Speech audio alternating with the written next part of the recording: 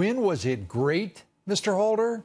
How about when we triggered an explosion of innovation that created the modern world, a time in which we produced some of the greatest minds of all time in this nation, earning America 368 Nobel Prizes, the most of any country, in everything: medicine, chemistry, physics, economics. How about when the Union destroyed the Confederacy to end slavery, to free the slaves? And what about when we saved Europe from itself in World War I and again in World War II, defeating the National Socialist Party of Germany, the Nazis, communism, Marxism along the way? Maybe Mr. Holder forgot about the time we became the first nation to put a man on the moon. It's one small step for man, one giant leap for mankind. Or maybe Mr. Holder just forgot. Our founding fathers created one of the few nations in all the world that is for the people and continues to successfully include and support people from all races, all ethnicities, all national backgrounds. There is no more diverse nation on this planet, Mr. Holder. And we've been great since, well, let's see, the founding of the nation. And on a personal level, America has been pretty great to one Eric Holder, Mr. Holder, who attended Columbia Law School, who spent much of his career at the Department of Justice, where he rose to Attorney General under President Obama. And despite being the only sitting cabinet member in the history of this great nation to be held in contempt of Congress, he was still welcomed back to one of Washington's top law firms, Covington and Burling, where he had previously been a partner for 8 years. You know, I'd love to know why you don't think America is so great, Mr. Holder. America's achieved greatness over and over again, and President Trump is working to ensure that America remains great, first by getting himself elected. That's pretty good insurance. And Eric Holder might recognize he's been able to rise to the level he's at now because of America's past success. He stands on the shoulders of many a patriot. This country doesn't expect praise, not even a thank you. But it is fair to ask everyone, including Mr. Holder, to at least take some notice of their great good fortune to be a citizen of this country.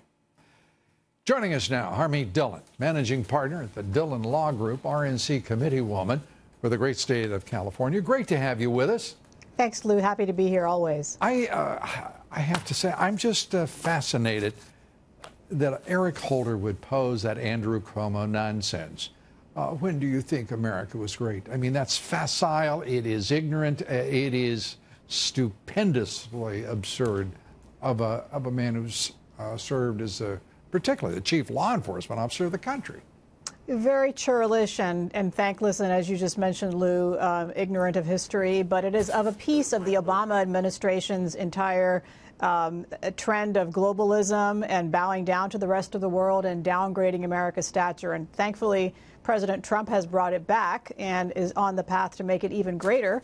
And you and I are both big supporters of that agenda, and I think most Americans are. Yeah. As an immigrant, I'm particularly thankful for all that America is. It has always been the best country in the world and is only going to be in the future unless we let Democrats bring us down again. Yeah, and Holder is a grand reminder of what happens when that does occur. My gosh, the times in which he lied to Congress, it's just the list goes on. Yes. We're told that we're getting close, Harmeet, to the president's. There he is. That's very close to his arrival on stage. Let me ask you this. The president has been called upon by a lot of never-Trumpers to move on past Mueller and move to whatever the agenda item may be. What do you think? Do you think there should be some time for celebration, some vindication celebration here on the part of the president? The base certainly, obviously, is enjoying it. Right, absolutely. I think we have that. We've been doing that for the last couple of days. But I think more importantly, before we move on, we and the president needs to get to the bottom of how this happened, who set this coup attempt against him in motion. And those people need to be held accountable, because it is no small thing to overturn a democratically elected president's administration the way that these people tried to do in the past administration. And I think that justice demands that we get to the bottom of it. Yes, and in a way, that will be validation of the fact that this president is no longer being subverted.